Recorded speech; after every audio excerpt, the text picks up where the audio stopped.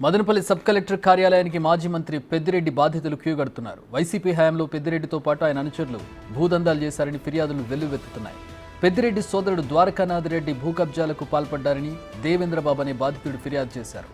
పెద్దిరెడ్డి రామచంద్రారెడ్డితో పాటు ఆయన సోదరుడు ద్వారకానాథ్ రెడ్డి తమ భూమిలో అక్రమంగా షెడ్లు వేసుకున్నారని ఆవేదన వ్యక్తం చేశాడు.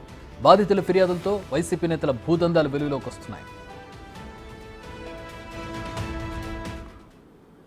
2440 ఫైల్స్ దగ్ధమైనాయి. దాంట్లో 17 నిమిషాల్లో ఫైర్ టెండర్ వచ్చింది కాబట్టి 700 సేవ్ అయిపోయినాయి ఫైల్స్. మిగతా ఫైల్స్ పూర్తిగా కాలిపోయినాయి. కానీ ఆ ఫైల్స్ మళ్ళీ మేము రీక్రియేట్ చేస్తున్నాము. అవి కరెంట్ ఫైల్స్ కాబట్టి రీక్రియేట్ చేయవచ్చు. రద్దు కాదు, వాళ్ళని ఎంక్వైరీ చేయడం జరుగుతుంది. ఎందుకంటే పద్ధతి మారిపోయింది. 596 జియో వచ్చింది, ఫ్రీ హోల్డ్ చేసే పద్ధతి మారింది. ఇప్పుడు మేము ఆ పద్ధతి ప్రకారం వెళ్ళాలి. కానీ ఎవరు కూడా రూల్స్ పాటించుకోకుండా, రూల్స్ లేకుండా భూమిలో అన్యాక్రాంతం చేయడం కానీ ఇట్లాంటి చేయడం దానికి వీలు ఉండేది కాదు. అలా జరిగి ఉంటే దాన్ని సరి చేయాల్సిన బాధ్యత రెవెన్యూ డిపార్ట్మెంట్ మీద ఉంది. మేము సరి చేస్తాం. అంటే ఇంచుమించుగా ఇప్పుడు మా స్టేట్మెంట్స్ ప్రకారంగా వాళ్ళు చెప్పేది ఏంటంటే 15,000 ఎకరాలు డీ పట్టా భూములు, 5,000 ఎకరాలు 22A ఉండొచ్చు, కానీ ఎక్కువ ఉంటుంది.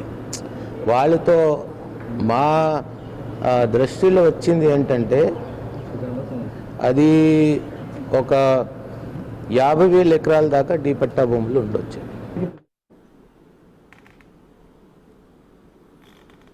రైట్, మా ప్రతినిధిని అడిగి మరిన్ని వివరాలు తెలుసుకుందాం. ప్రస్తుతం దామోదర్ జాయిన్ అవుతూ ఉన్నారు. దామోదర్, ఇంకా ఎంతమంది బాధితులు ఉండే అవకాశం కనపడుతోంది? ప్రధానంగా బాధితులు చేస్తున్నటువంటి ఆరోపణలు ఎవరెవరి మీద కనపడుతున్నాయి?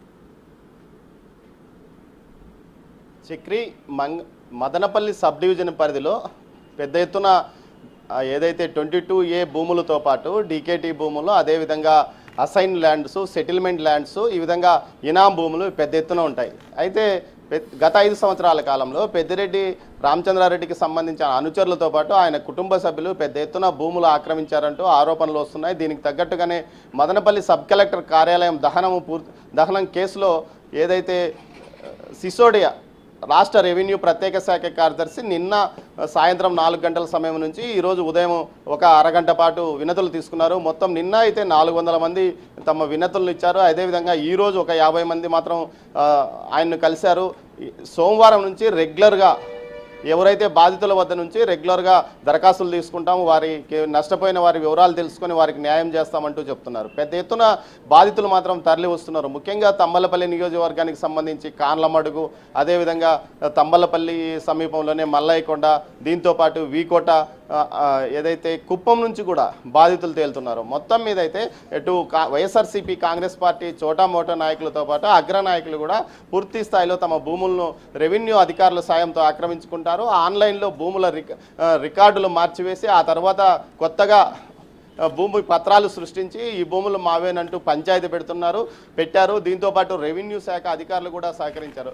ముఖ్యంగా ఏదైతే భూములకు సంబంధించి ప్రతి రెవెన్యూ కార్యాలయంలోనూ ఏ రికార్డ్ బుక్ అనేది ఉంటుంది. అంటే ఏదైతే బ్రిటిష్ కాలం నుంచి ఇప్పటి వరకు ఏ రికార్డ్ బుక్ అనేది కీలకము. కానీ మదనపల్లి సబ్ డివిజన్ కార్యాలయంలో ఏ రికార్డ్ బుక్కే మాయమందంటూ దేవేందర్ నాయుడు అనే అతను ఫిర్యాదు చేశాడు. అతనికి సంబంధించిన భూమి కుటుంబ సభ్యుల ఏదైతే అతని తల్లిదండ్రులు తాతల వారసత్వంగా వచ్చిన 65 సెంట్ల భూమిని 85 సెంట్ల భూమిని 65లోనే సబ్ డివిజన్ చేసుకున్న పరిస్థితి. కానీ ఆ భూమికి సంబంధించిన ఏ రికార్డు లేదని ఆయన ప్రతిసారి అటు సమాచార హక్కు చట్ట ప్రకారం కూడా దరఖాస్తు చేసుకున్న పరిస్థితి. ఈ పరిస్థితుల్లో నిన్న కాలిపోయిన తర్వాత అతను సిసోడియాని కలిసి ఏదైతే దహనం ఆదివారం కాలిపోయిన తర్వాత దానికి సంబంధించి తాను నిన్న సిసోడియాని కలిసి తన బాధను వెలిబుచ్చుకున్నాడు. 85 సెంట్ల భూమిని పూర్తి స్థాయిలో ఆల్రెడీ సబ్ డివిజన్ అయిన భూమిని ఒకే డివిజన్గా చూపించి దానిలో పెద్దిరెడ్డి రామచంద్రారెడ్డి కుటుంబ సభ్యులు తన చేత బలవంతంగా రాయించుకున్నారు. దీనికి సంబంధించి ఏదైతే రైస్ మిల్ మాధవ్ రెడ్డి అతని టీం సహకరించిందంటూ నేరుగా అతను ఫిర్యాదు చేశారు. దీంతోపాటు కాన్లమడుగు చెందిన ప్రభావతి అనే మహిళ కూడా తమ భూమిని బలవంతంగా లాక్కున్నారు.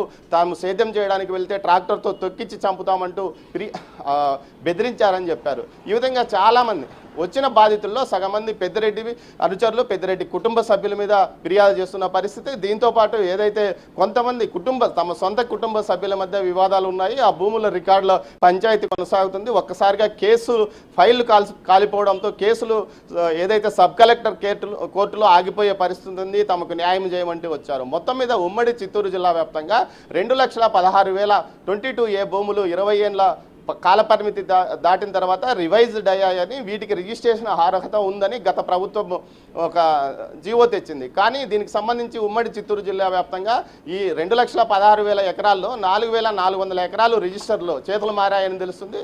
మరో 50,000 ఎకరాల అసైన్ ల్యాండ్స్ కూడా ఉన్నాయి, డీపట్టా ల్యాండ్స్, వీటికి సంబంధించి కూడా రిజిస్టర్ అయ్యాయని కూడా చెప్తున్నారు. మొత్తం మీద ఈ భూములకు సంబంధించి పెద్ద ఎత్తున వివాదాలు కనిపిస్తున్నాయి. అంటే మిగతా రాష్ట్రంలోని ఏ జిల్లాలోనూ ఇంత పెద్ద వివాదాలు కనిపించలేదు. మదనపల్లి సబ్ డివిజన్లో మాత్రమే పెద్ద ఎత్తున భూ వివాదాలు, బలవంతంగా భూములు లాక్కోవడము, రాయించుకోవడము, బెదిరించడము, సామాన్యులను బెదిరించడం, విలువైన భూములు లాక్కోవడం జరిగిందని ఈ సంఘటనలు బట్టి చూస్తే మనకు అర్థమవుతుంది. మొత్తం మీద చూస్తే భూ వివాదాలకు పెట్టింది పేరుగా మదనపల్లి సబ్ డివిజన్ మారిపోయింది. దీనికి వైసీపీ అగ్రనేతలు సహకరించడం, చోటామోటా నేతలు బెదిరించడం లాంటి ఘటనలు జరిగాయని తెలుస్తుంది.